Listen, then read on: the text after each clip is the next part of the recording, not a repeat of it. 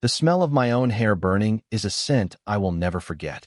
It was acrid and sickening, a smell of destruction that filled the marble hall and clung to the velvet curtains. A curling iron, heated to 120 degrees Celsius, was pressed against my scalp, and the hissing sound was drowned out only by the laughter. They were laughing, all of them.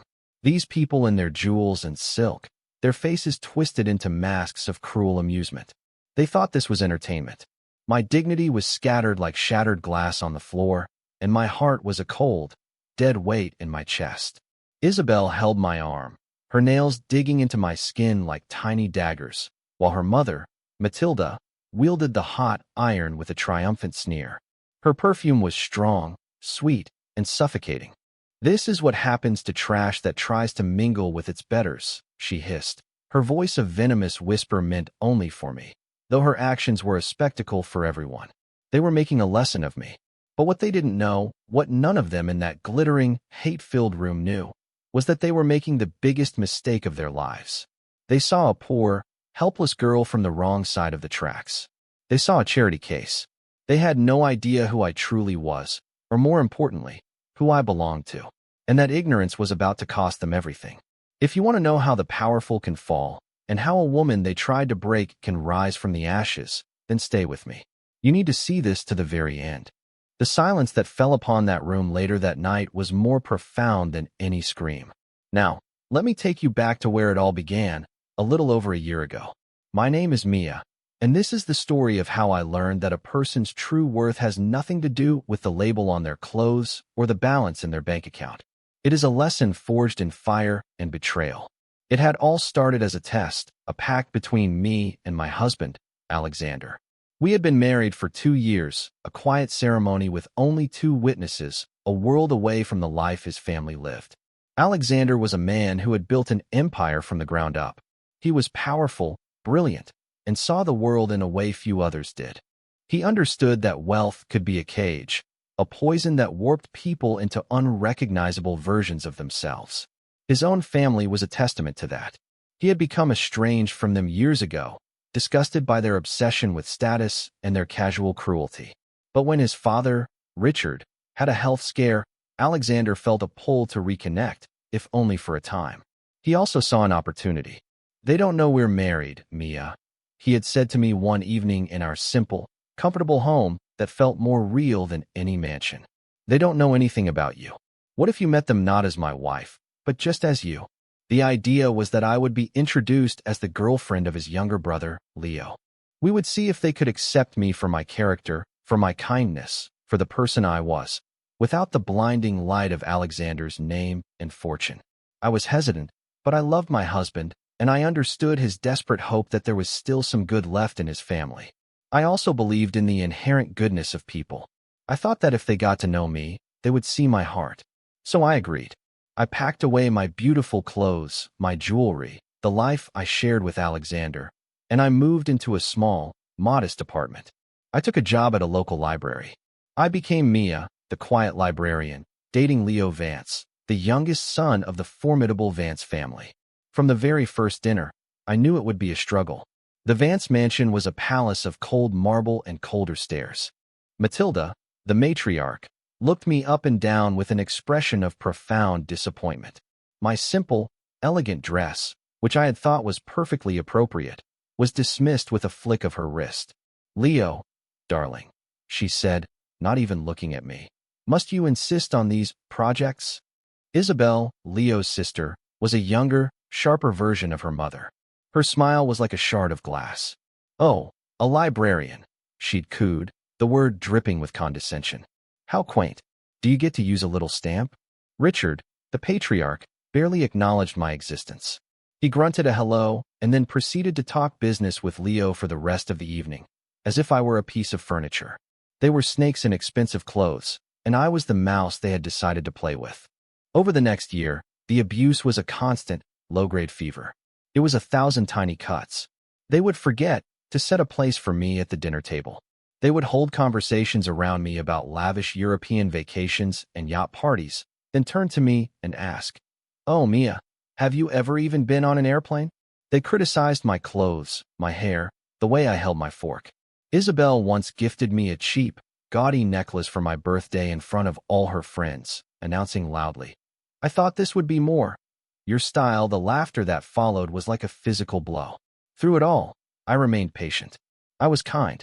I remembered their birthdays. I brought thoughtful gifts. I complimented Matilda on her garden and asked Richard about his business.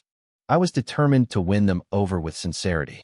I was playing by the rules of the pact, hoping that humanity would prevail. Leo was my only supposed ally, but he was a weak one.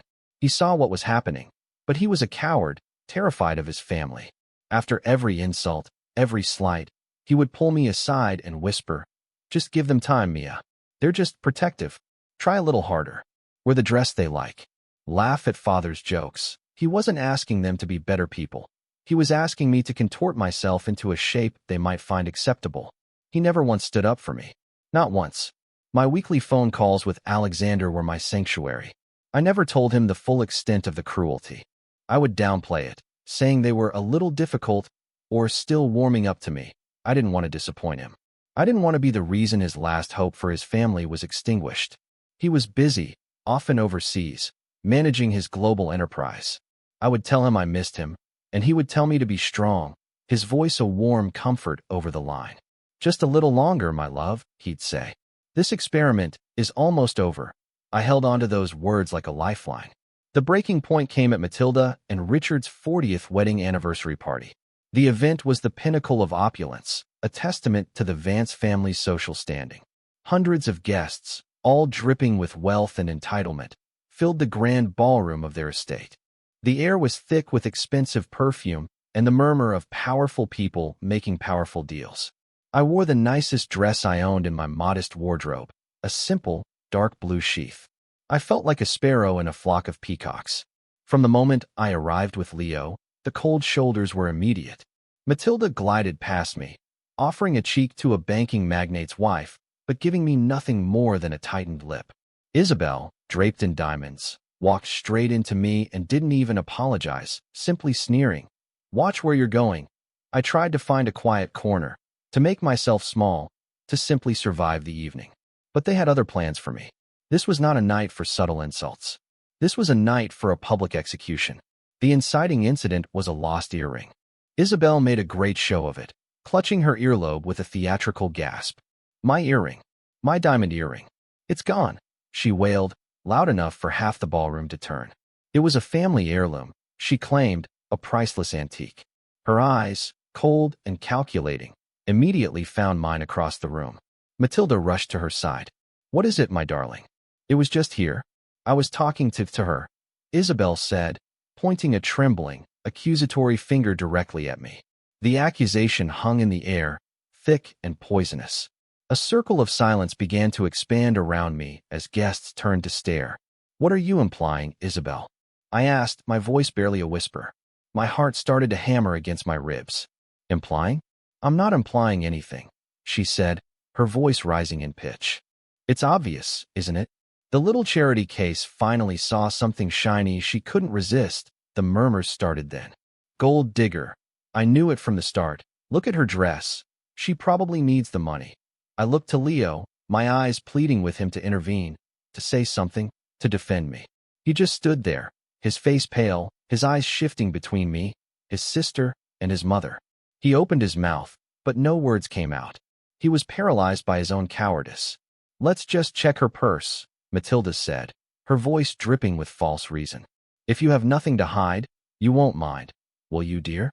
She didn't wait for an answer. She strode toward me, her eyes gleaming with malice, and snatched my small clutch from my hands. She appended it onto a nearby table. My lipstick, my keys, my phone, and a folded tissue spilled out. There was no earring. For a fleeting second, I felt a wave of relief. They were wrong. They would see they were wrong. But they weren't looking for the truth. They were looking for a conviction.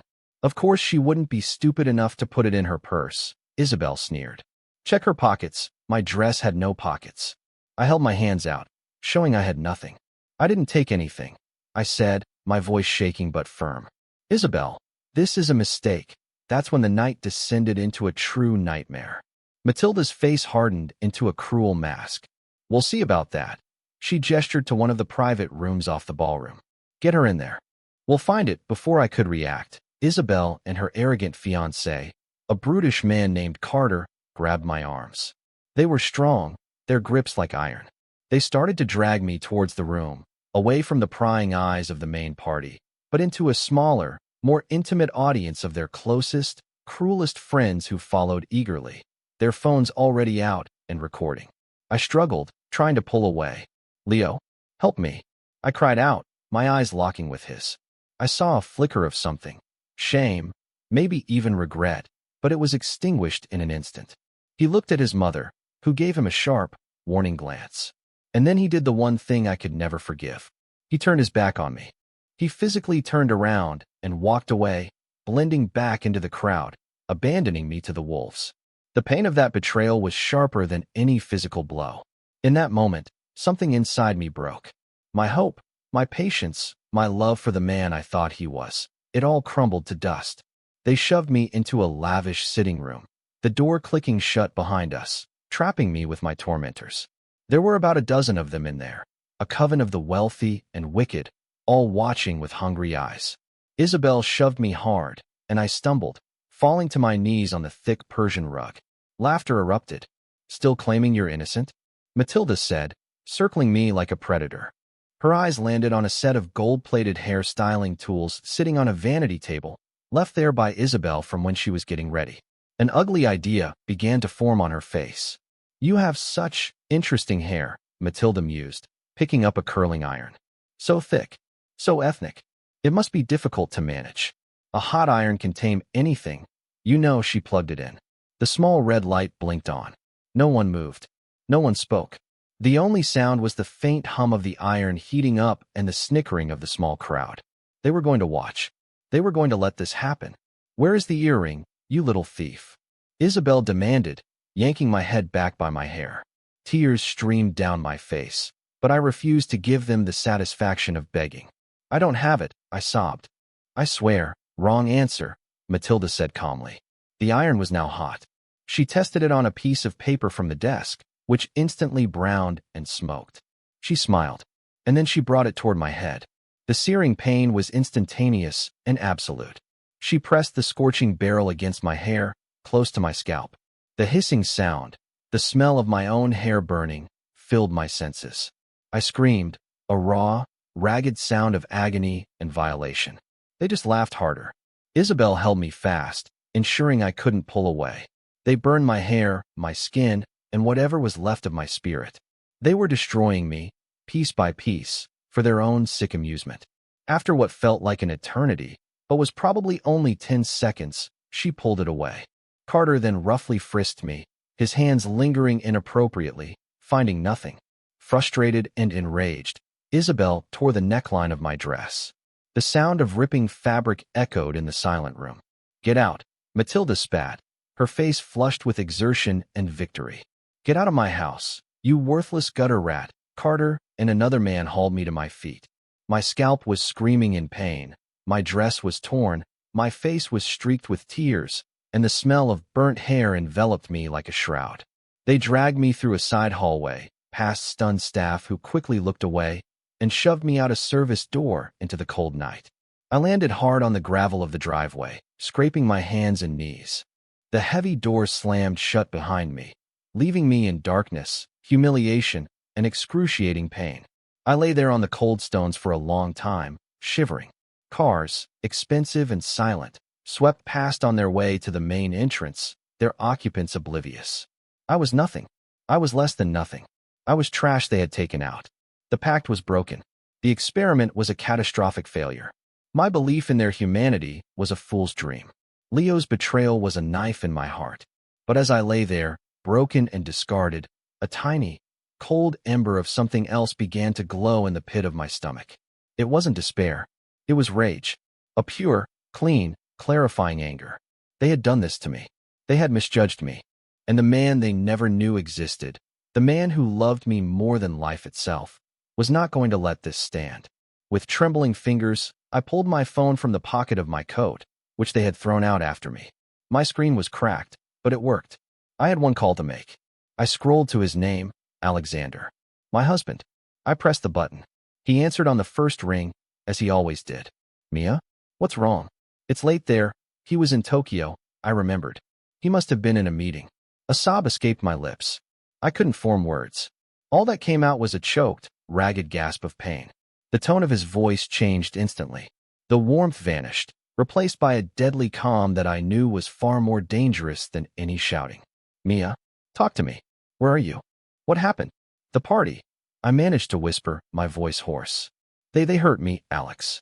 They hurt me. There was a silence on the line, but it was not empty. It was filled with a terrifying, controlled fury that I could feel across the continents. I heard the muffled sound of him speaking to someone else. The meeting is over. Get the jet ready. Now. Then he was back on the line with me, his voice a blade of ice. I'm on my way. Don't move. Tell me exactly where you are. I'm outside. On the driveway. They threw me out. I whispered. Stay there. I'm sending someone to you immediately. They will not touch you again. I promise you that, he said. His voice was cold, controlled, and utterly final.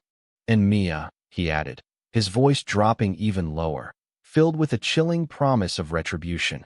By the time the sun rises, they will have nothing left. He hung up. I didn't know how long I waited. Time seemed to stretch and warp. A valet, a young man with kind eyes, saw me huddled by the bushes and brought me a bottle of water and a blanket from his own car without a word.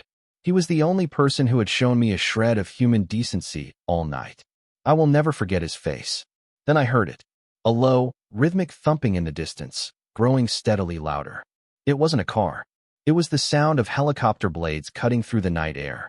A brilliant searchlight suddenly pierced the darkness, sweeping across the manicured lawns of the Vance estate before settling directly on me.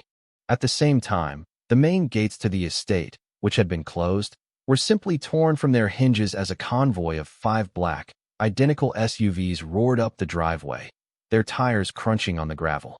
They screeched to a halt, forming a protective semicircle around me. Men in dark, impeccably tailored suits and earpieces emerged from the vehicles, moving with a silent, disciplined efficiency that spoke of elite security training.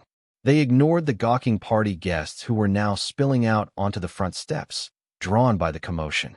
One of the men, with a grim face and a scar on his cheek, approached me. He knelt down, his expression softening slightly. Mr. Vance sent us. You are safe now, he said, his voice respectful. He helped me to my feet, wrapping the blanket more securely around my shoulders. The helicopter was now hovering directly over the grand fountain in the center of the driveway, its downdraft whipping at the trees and the expensive dresses of the onlookers. A rope ladder descended, and a figure began to climb down with an agility that belied his expensive suit. As he reached the ground and the light from the SUVs hit him, a collective gasp went through the crowd. It was Alexander. My Alexander. But it was not the gentle, loving man I knew. This was Alexander Vance, the ruthless titan of industry, the unseen power broker whose name was whispered with awe and fear in the very circles that had just scorned me. His face was a mask of cold fury, his eyes scanning the crowd until they found me. He strode forward, the crowd parting before him like water. He came to me, his gaze taking in my torn dress, my scraped knees, the raw, red burn mark on my scalp where my hair was matted and melted. A muscle in his jaw clenched, but his hands were gentle as he cupped my face. I'm here, he whispered, his voice for me alone. It's over. Then he turned to face his family, who were now standing on the steps, their faces a mixture of confusion and shock. Leo looked like he had seen a ghost. Matilda and Isabel just stared, unable to comprehend what was happening. Alexander's voice boomed across the driveway, clear and cold as a funeral bell, silencing all chatter. The party is over. He looked directly at his mother, his eyes like chips of granite. Which one of you touched my wife? The word hung in the air. Wife. A wave of shock rippled through the crowd. Leo stumbled back a step, his face ashen. Matilda's jaw dropped, her carefully constructed composure finally cracking. Isabel just blinked, her mind refusing to process the information. Wife. Matilda stammered. Alexander, what is this madness? This thing is not your wife. She is Leo's little stray. Alexander took a step forward, and his mother actually flinched. She is Mia Vance. She has been my wife for 2 years. And you, he said, his voice dropping to a lethal whisper, have been abusing her for one. He gestured to one of his men, who brought forward a large tablet. Alexander turned it to face the crowd. I had security cameras installed in this house a year ago when I first suspected your character had not improved. I had hoped I was wrong. I was not. He pressed a button. A video began to play, projected onto the white marble wall of the house by a device one of his men had set up. It was security footage, crystal clear, from a hidden camera in the ballroom. It showed Isabel, earlier in the evening, carefully unhooking her own earring and letting it drop into the pocket of my coat, which was hanging in the cloakroom. The crowd gasped. He swiped to the next video. It was footage from the sitting room, complete with audio. It showed everything. The shoves, the insults, Matilda heating the curling iron, Isabel holding me down. My scream echoed in the night, followed by their sickening laughter. The video showed it all, undeniable and damning. The silence that followed was absolute. No one moved. No one breathed. The faces of the guests were a gallery of horror, fascination, and for some, a dawning fear as they realized they had backed the wrong side. Alexander turned his cold gaze back to his family. They were cornered animals, their arrogance stripped away, leaving only ugly, pathetic fear. "Let me explain what happens now," Alexander said, his voice devoid of all emotion. "Matilda, this house you're standing in, the mortgage was defaulted on 3 months ago. I bought the debt. The deed is in my name. You have 24 hours to vacate the premises with only what you can carry." He turned to his father. "Richard, Vance Industries, a proud family company. Or it was. For the last 6 months, my holding company has been systematically acquiring your debt and buying out your shareholders. As of 9 o'clock this morning, Tokyo time, I completed a hostile takeover. Your board has been dismissed. You have been fired, effective immediately. Your pension is gone. Your stock is worthless. You are ruined." Richard staggered, clutching his chest, his face turning a ghastly shade of gray. Alexander's eyes then fell on Isabel. "Isabel, your trust fund, the one that pays for your cars, your clothes, your vapid existence? It was managed by a subsidiary of Vance Industries. Its assets have been frozen and will be liquidated to cover company debts.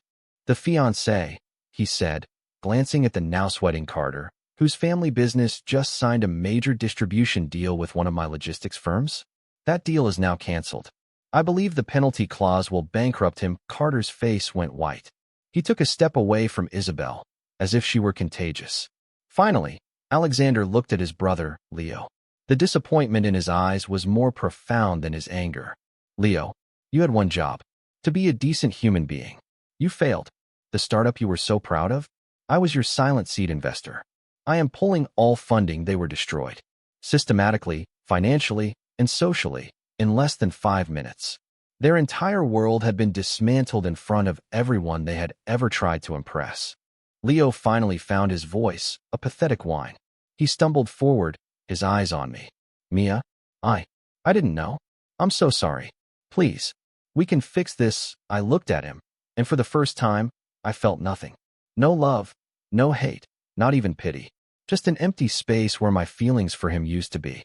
I stepped forward, Alexander's hand resting protectively on my back. "No, Leo," I said, my voice clear and steady. The trembling girl on the gravel was gone. "You're not sorry they hurt me. You're sorry you got caught. You're sorry you chose the losing side." I looked at his family, at their shattered faces. "You thought I was worthless because I didn't have money. But you were wrong. A person's worth isn't in their bank account. It's in their character. It's in how they treat people who can do nothing for them. And by that measure," I said, my voice ringing with the finality of a judge's gavel, "all of you are bankrupt." I turned my back on him, on all of them, and walked with my husband to one of the waiting cars. The door closed, shutting out the wreckage of their lives. As we drove away, I didn't look back. 6 months passed. It was a time of healing and rebirth. The burns on my scalp healed, though a small scar remained, a physical reminder of the night I found my strength. But the internal wounds healed more slowly. With Alexander's unwavering support, I found my voice again, not the quiet, pleading one I had used with the Vances, but my own true voice, strong, confident, and clear. Alexander had been true to his word. The Vances lost everything. The news of their spectacular downfall was the talk of the town for weeks. They were social pariahs. Richard's health failed completely. Matilda was forced to take a job as a cleaner. Leo drifted, taking menial jobs, his spirit broken. But their ruin was not my focus. My focus was on building. Alexander had asked me to take a leading role in his company's philanthropic division.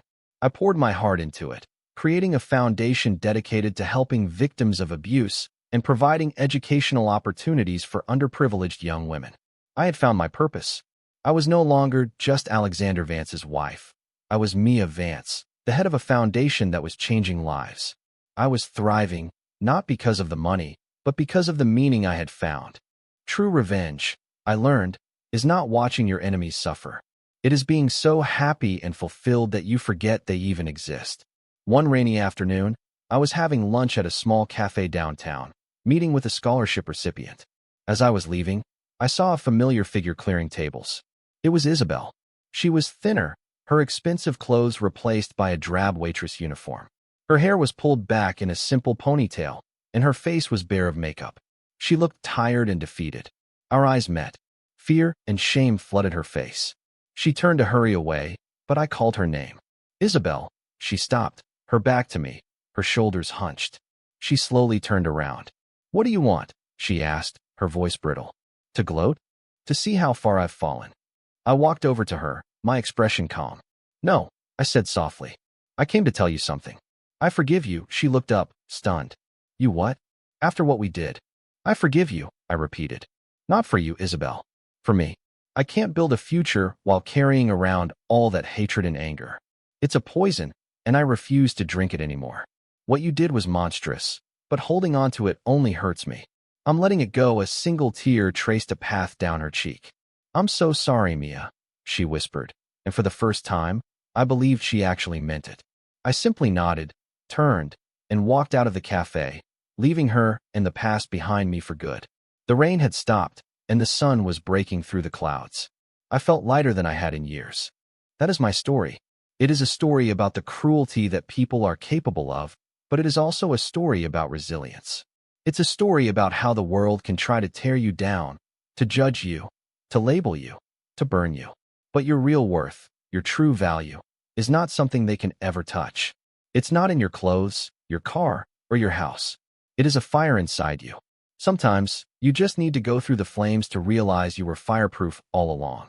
Remember, you are enough, exactly as you are. Your value is inherent, and no one can take it away from you.